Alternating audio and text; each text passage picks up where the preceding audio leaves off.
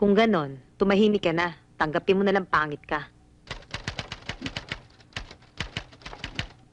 Ano bang itsura ng pampam na yon? Ako tuloy nag-iinit eh.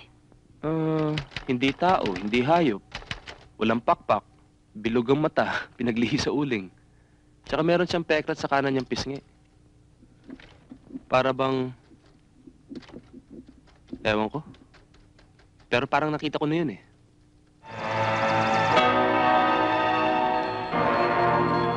Tumawag ka na lang next week. Kakausapin ko lang ang mister ko. Pero okay na yon. Salamat ho. Ma'am, nandiyan pa rin po yung tao. Sinabi ko nang busy kayo eh. Ayaw pa rin umalis. Miss Osaita, Yes. I'm Marzona. Pwede ba tayo mag-usap? Pinipili kong taong kakausapin ko. Ba't ba ayaw mo raw sa akin? Kailangan ba ng rason para umayaw sa tao? Siguro ayaw ko lang sa pagmumukha mo. Kung di ka nagpunta sa kanya, hindi sasamayan loob mo. Kung ayaw siya sa pagmumukha mo, bueno. Ako naman ang asawa mo, hindi siya eh. Bukas, bumalik ka doon, ha? Sabihin mo sa kanya, hindi mo rin gusto ang pagmumukha niya. Bakit? Siya lang bang anak ng Diyos? Darling, ayaw ko ng palipat-lipat. Dito ka na magkakaanak. Dito rin tayo tatanda. Ayoko ng gulo. Kung ganon, tumahimik ka na. Tanggapin mo na lang pangit ka. Ano bang itsura ng pampam na yon? Ako tuloy nag-iinit eh. Hindi tao, hindi hayop. Walang pakpak, bilog ang mata, pinaglihi sa uling. Tsaka meron siyang peklat sa kanan niyang pisngi. Para bang... Ewan ko. Pero parang nakita ko na yun eh. Wala akong pakialam, Miss Osaita, kung lahat ng taga rito, pati ng mga kamag-anak nilang matagal nang nailibing, ay nakapirma riyan. The word petition means pakiusap.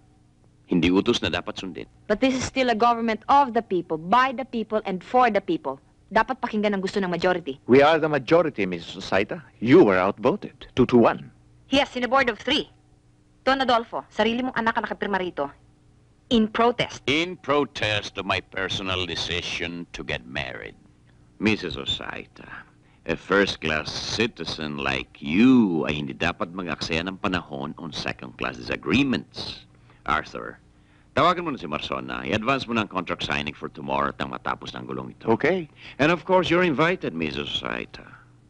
Education is not a second-class matter. This is only the beginning, Don Adolfo. Hindi pa tapos ito. Arthur, kung minsan nakakatakot ang mga babae. Ang tingin ko kay Miss Osaita, para sa kanya, revenge is sweeter than...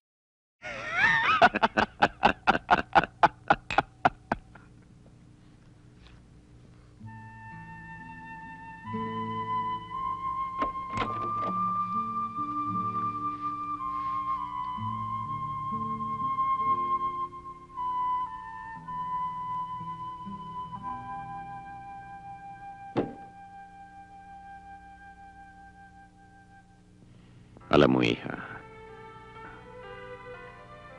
nung nabubuhay pang iyong mama, madalas niyang itanong sa akin kung sino ang mas mahal ko. Ikaw o siya. Ngayon wala na siya. At sana hindi niya ako naririnig. Aminin kong ikaw. At kahit sino pang dumating sa aking buhay, hindi magbabago yon. You'll always be first in my heart because you are a part of me. At pagpatay na ako sa aking hukay, isang luha lang ang mahalaga. A tear that is pure. Ang luha mo para sa akin. Because I'm your father and you are my daughter. I want you to remember that, always.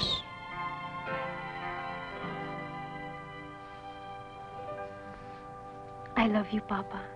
I love you too.